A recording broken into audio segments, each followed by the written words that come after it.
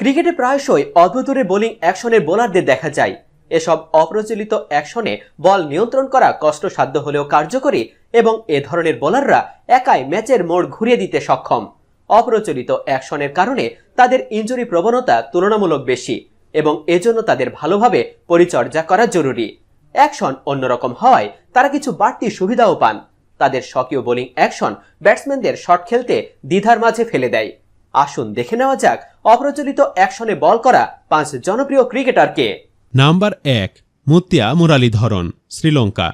তর্ক সাপেক্ষে ক্রিকেট ইতিহাসের সর্বকালে সেরা স্পিনার মুতিয়া মুরালীধরন।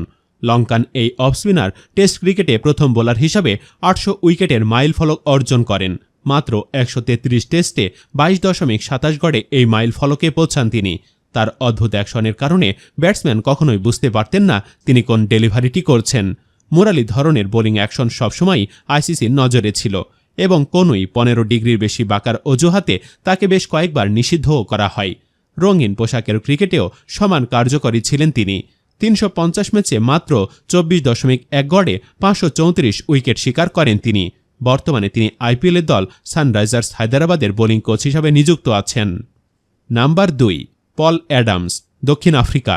সাবেক দক্ষিণ African Chinaman bowler Paul Adams সম্ভবত ক্রিকেট ইতিহাসের সবচেয়ে অদ্ভুত অ্যাকশনের জনক।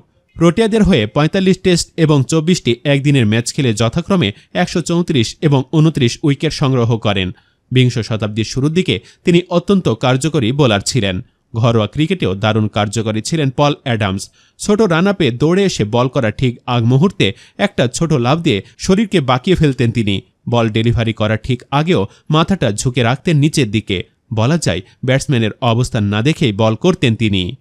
নাম্বার 3, লাসিথ মালিঙ্গা, শ্রীলঙ্কা। ক্রিকেট ইতিহাসে অন্যতম সেরা ফাস্ট বোলার লাসিথ মালিঙ্গা।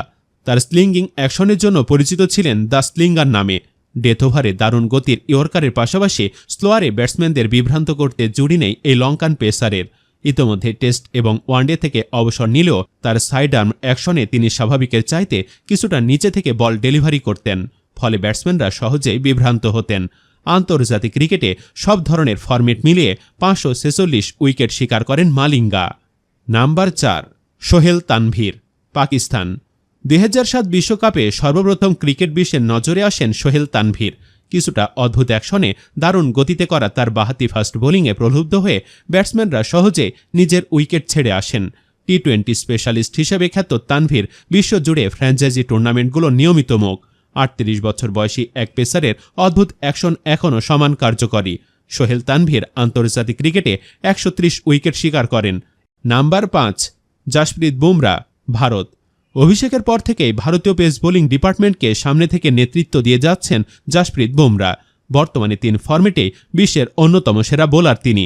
বুমরার অদ্ভুত অ্যাকশন তাকে ছোট রান আপে ভালো জায়গায় নিয়মিত দারুণ গতিতে বল করতে সাহায্য করে। গত কয়েক বছরে বুমরা নিজেকে ডেথ ওভারে নিজেকে বিশ্বের সেরা বোলার হিসাবে প্রতিষ্ঠিত করেছেন। তিনি তুলনামূলক উঁচু থেকে বল ডেলিভারি করে উইকেট থেকে সর্বোচ্চ সুবিধা নেওয়ার চেষ্টা করেন।